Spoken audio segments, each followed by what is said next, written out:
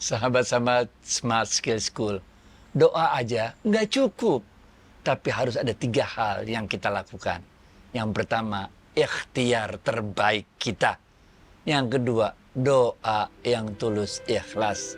Dan yang ketiga, selalu prasangka baik kepada Allah. Gitu, Fit.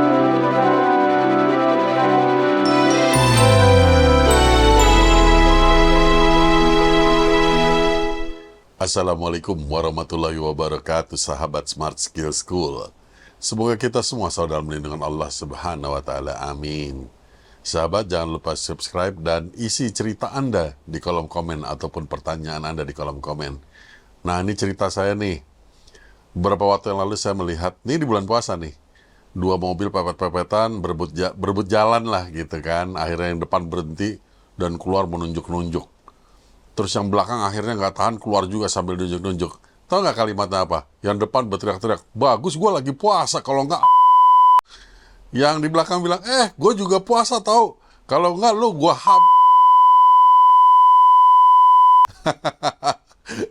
Itu yang tepuk tangan itu siapa ya kalau kayak gitu ya? Ada yang senang banget tuh. Baiklah, kalau gitu kita panggil saja, kita sapa saja Ustadz kita, Ustadz Adi Warman Azwar Karim. Ustadz, Assalamualaikum, apa kabar? Waalaikumsalam warahmatullahi wabarakatuh. Sehat, berkah, bahagia selalu. Amin ya Allah, amin. Amin, Alhamdulillah. Sahabat bertanya Ustadz, bagaimana tentang kurir ataupun supir yang sepanjang jalan membawa kendaraan demi keamanan, maka diberi kemudahan oleh Allah untuk tidak berpuasa. Namun demikian, kalaupun supir ini terus kemudian maksa untuk berpuasa, ditakutkan sombong karena sudah diberi kemudahan oleh Allah untuk tidak berpuasa. Bagaimana mensikapi hal ini, Ustadz? Ya, oke. Ini agama Islam ini memang agama yang luar biasa. Allah selalu memberikan kemudahan kepada kita. Ini adanya di ayat Al-Baqarah ayat 184. Faman kana minkum maridan aw ala safarin fa'iddatum min ayyamin ukhar. Nah, apabila di antara kalian ada yang sakit, kata Allah, atau di antara kalian ada yang melakukan perjalanan, maka hendaklah karena sakitmu itu, karena perjalanan yang engkau lakukan itu, sehingga engkau tidak mungkin untuk berpuasa di bulan Ramadan itu, fa'iddatum min ayyamin ukhar. Maka hendaklah engkau ganti di hari-hari ketika engkau sudah mempunyai kelapangan untuk berpuasa. Nah, ini bahkan dalam ayat tersebut sebutkan, kalau emang kita nggak bisa juga ya fidyah aja dah, bayar fidyah. Tapi yang menarik adalah di akhir ayat tersebut Allah mengatakan wa antasumu khairul lakum, dan apabila engkau berpuasa itu lebih baik bagimu. Oke. Atas dasar ayat inilah kemudian para ulama-ulama fikih menurunkan dalil-dalilnya, oke? Bahwa Allah tidak menginginkan kesulitan kepada kita. La yukallifullahu nafsan illa wus'aha. Allah tidak ingin manusia itu terbebani oleh syariat-syariatnya Allah itu sendiri, oke? Oleh karena itu, apabila sakit kita itu membuat kita tidak mungkin atau memberatkan kita, masyakoh kalau bahasa Arabnya tuh, untuk berpuasa, ya jangan puasa, benar gak? Tapi kalau kita misalnya cuma sakit apa gitu, ada bisul, benar gak? Yang kita sakit, bisul mah sakit, benar gak? Atau keseleo, benar gak? Ya tetap aja masih bisa puasa, ya tetap aja puasa, benar gak? Tapi maksud yang dalam ilmu fikih ya, yang dimaksud sakit itu, maridan itu adalah sakit yang memang membuat kita sulit kalau kita juga berpuasa pada saat itu. Au ala safarin. Nah, ini juga pengertiannya, perjalanan ini adalah perjalanan yang memberatkan kita. Kalau kita paksain puasa tuh, kita malah membawa mudarat bagi kita. Tapi kalau kayak saya lah, saya dari rumah saya ke kantor itu cuma 15 menit naik mobil. Itu perjalanan juga, benar nggak? Tapi ya kan nggak memberatkan sama sekali. Nah, jadi bagi mereka yang punya profesi sebagai kurir, sebagai gojek, atau sebagai apapun lah, kuli panggul atau whatever lah, petani segala macam, yang pekerjaannya itu memberatkan, apabila dilakukan bersamaan dengan puasa, maka min ayyamin ukhar. Nah ini, boleh nggak puasa, tapi nanti ganti ya puasanya ya. Tapi kalau dia itu berhalangannya terus menerus, maka bayar fidyah aja dah. Tapi seandainya kita masih tetap bisa puasa, kan banyak juga orang biasa puasa Senin Kamis, banyak juga orang puasa puasa Daud, Yaumul Bid, tetap aja dia melakukan kegiatan normal sehari-hari, seperti orang yang nggak puasa. Nah, apabila orang-orang yang udah seperti itu, sehingga puasa itu bagi mereka cuman ya merubah jadwal makan aja. Atau kalau zaman sekarang tuh di kota-kota banyak yang puasa intermittent gitu. Emang sengaja karena diet badannya, dia melakukan puasa intermittent itu, nggak makan selama sekian puluh jam, sekian belas jam itu. Sehingga bagi mereka itu bukan lagi merupakan suatu hal yang memberatkan. Nah itu puasa aja terus. Tapi kalau memberatkan jangan men. Buka aja, ntar kan bisa yang udah nggak memberatkan bisa puasa lagi. Oh, tapi kalau terus-menerus bayar fidyah. Jadi ini agama yang luar biasa sekali. Begitu juga dengan sholat. Sholat ya kalau nggak mampu 4 rakaat karena perjalanan, rubah jadi 2, benar nggak bisa digabung. Pokoknya paling asik deh Islam. Baik itu Fit. Masya Allah Ustadz. Nah saya ingat Ustadz, episode lalu Ustadz mengatakan mengenai amalan hati. Bisakah Ustadz jelaskan mengenai hal ini? Nah, ini ada kaitannya dengan pertanyaan mengenai puasa yang ini, perjalanan dan sebagainya ini. Karena dalam puasa itu, ingat kan tahapan tingkatan-tingkatan puasa. Puasa itu memang pada tingkatan awalnya cuma nggak makan, nggak minum, nggak hubungan suami istri. Tapi tingkatan yang lebih tinggi dari itu adalah menjaga hati kita kan. Ini Imam Dailami kan. Jangan bohong, jangan kasih sumpah palsu, jangan bergunjing, jangan menebarkan mendengar domba, dan jangan memandangkan pandangan manusia. Itu kan semua amalan-amalan hati, kegiatan-kegiatan hati, bukan lagi fisik, benar gak?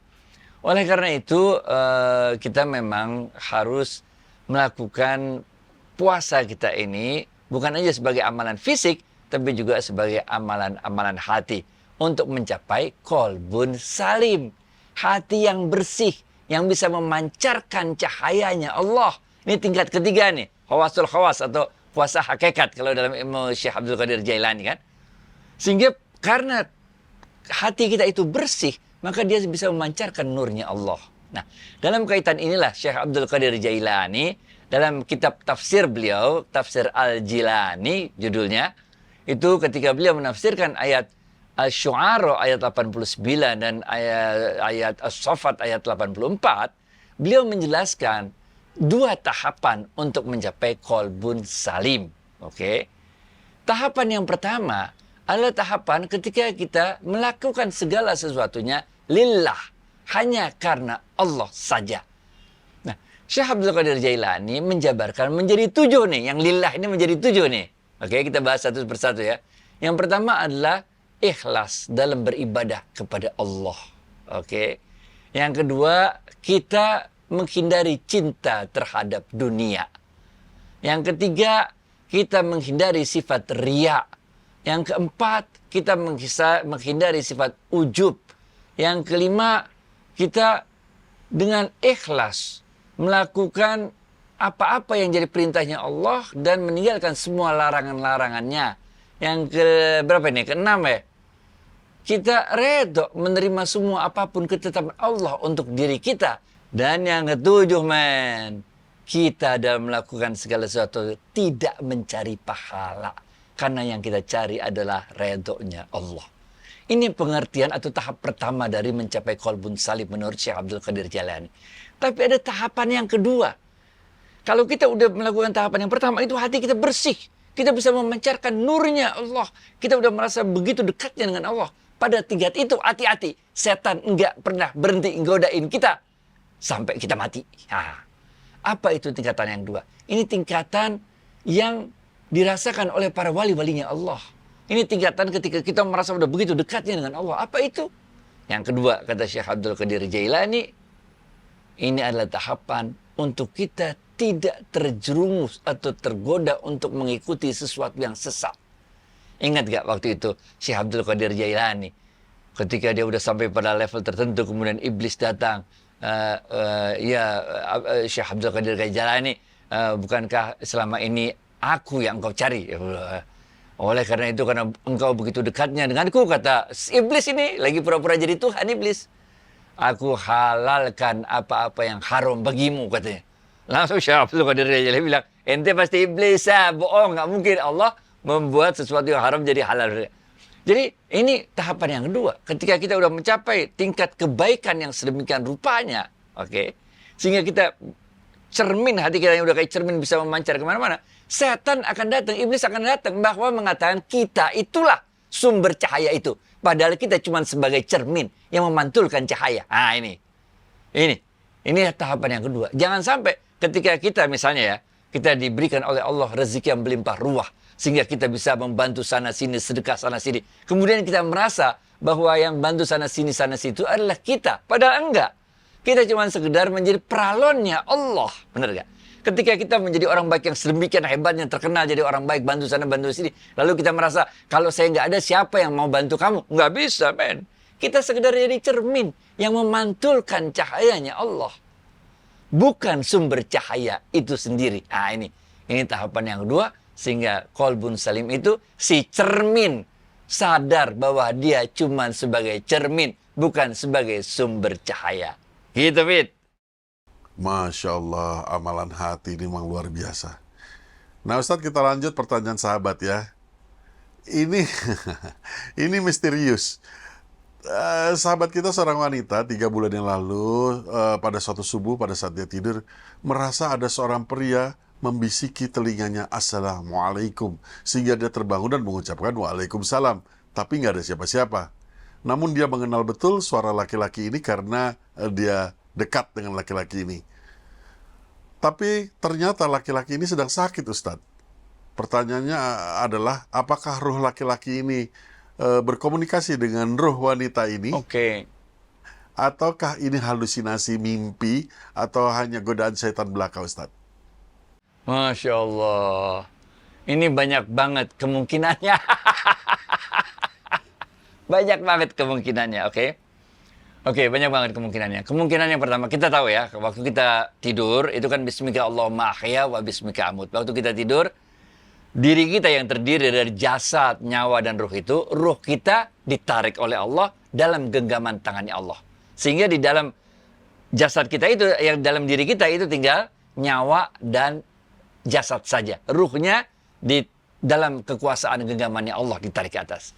Dalam kaitan itulah sebetulnya orang-orang yang mimpi itu, yang tidur, yang bermimpi itu, kadang-kadang bisa bertemu dengan ruh-ruh orang yang telah meninggal dunia.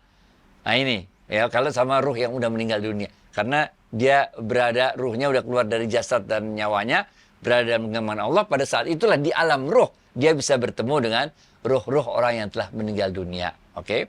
Nah, dalam kaitan tadi, ini orang tidur, benar gak? Ini orang yang masih hidup, benar gak?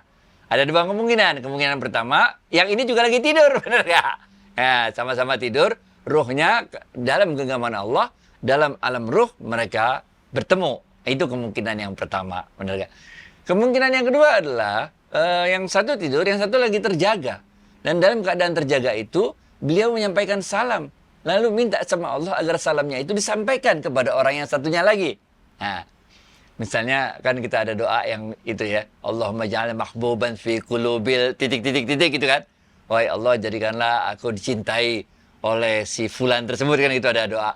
Kalau waktu SMA mah doa pelet namanya. Tapi kalau dalam keadaan yang normal, ini doa dari istri kepada suami atau doa suami kepada istri. Kan ada, atau kalau orang jualan buat doa penglaris namanya. Allahumma ja'alni mahbuban fi qulubil mu'minin wa basyirni wa bil ghadiyyi lam ya'ti. Gitu-gitu ada doanya kita. Zaman dulu lah kita belajarnya kan. Nah, bisa jadi yang kedua juga. Jadi dia dalam keadaan sadar, dalam keadaan terjaga, yang ini dalam keadaan tidur, lalu dia wahai Allah, sampaikanlah salamku kepada dia, lalu dia baca Al-Fatihah, baca doa tersebut. Nah, itu bisa jadi juga. Tapi bisa juga jadi ada tiap-tiap orang itu ada korinnya, benar gak? Tiap-tiap orang itu ada korin, ada apalah istilahnya itu. Jin yang menyertai kita, yang selalu dari awal sampai kita meninggal dunia pun dia masih terus mengikuti kita. Sehingga kadang-kadang kalau dalam film-film dunia lain di TV-TV itu suka ada orang dipanggil suruh jawab, bisa niru suara, bisa tahu kelakuannya, bisa persis tahu segala macam. Karena dia emang seumur-umur hidup selalu ikutin. Jadi dia ditanya apa juga bisa jawab. Tapi nggak bisa dijamin dia bohong apa kagak, gitu kan. Bisa juga ini Korin, ketemu Korin dan sebagainya. Jadi pertanyaannya kemungkinannya terlalu luas untuk bisa dijawab. Tapi kalau dalam Islam mimpi itu adalah permainan tidur. Jadi dia kalau kita ada mimpi yang buruk, kita meludah ke kiri lalu mengatakan a'udzubillahi minasyaitonirrajim, lalu kita lupakan mimpi tersebut.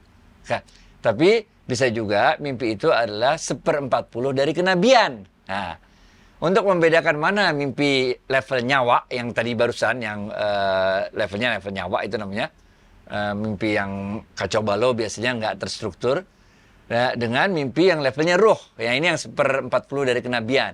Nah ini biasanya kalau dalam kitab-kitab itu diceritakan, kita harus melihat dulu apakah pada hari itu kita tidak melakukan hal-hal yang sia-sia, berbohong, perbuatan yang ngaco-ngaco. Nah, kemudian kita menjalani hidup itu dengan benar-benar lempeng di hari itu, kemudian malamnya dapat mimpi, dan mimpinya itu kita tahu dalam hati kita ini ada pesan yang memang disampaikan dalam mimpi ini gitu loh. Bukan yang waktu kita tidur, tadi mimpi apa? Kayaknya kepotong yang mimpi yang ngaco-ngacoan itu bukan. Apalagi mimpi yang mau lari nggak bisa, mau gitu, itu namanya mimpi nyawa itu semua. Tapi ini enggak, ini mimpi yang kita tahu ini memang ada pesan yang ingin disampaikan kepada kita. Nah ini yang kita maksud dengan mimpi 1/40 kenabian. Jadi yang tahu persis itu mimpi yang mana adalah yang bermimpi itu sendiri. Kita kagak tahu. Back to you, Wit. Nah, luar biasa ya kalau bisa seperti telepati. Ustadz, ini pertanyaan terakhir nih Ustadz dari sahabat kita. Pertanyaannya adalah, bolehkah kita membacakan Al-Fatihah kepada orang yang telah berjasa kepada kita?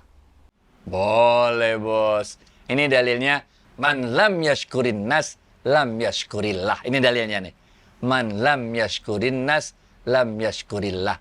Siapa-siapa yang tidak dapat berterima kasih kepada manusia, pada hakikatnya dia tidak dapat bersyukur kepada Allah. Nah ini. Jadi kita memang harus terima kasih sama orang. Karena caranya Allah nolong kita, kecuali kita nabi, kecuali kita rasul. Caranya Allah nolong kita itu pakai mujizat. Benar gak? Allah kirim malaikat, Allah sendiri yang berturun tangan untuk bantuin kita. Tapi kalau kita manusia biasa, caranya Allah nolongin kita adalah Allah menggerakkan hamba-hambanya untuk nolongin kita.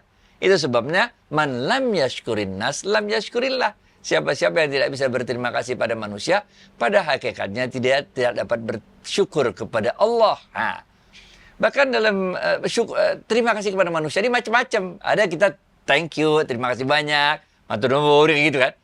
Tapi bisa juga bentuk terima kasih itu misalnya dalam sebuah kisah diriwayatkan, waktu itu sahabatnya Rasulullah SAW mengajarkan Islam kepada orang-orang di luar Mekah Madinah. Ini ada sahabat yang diutus ke daerah di luar Mekah Madinah.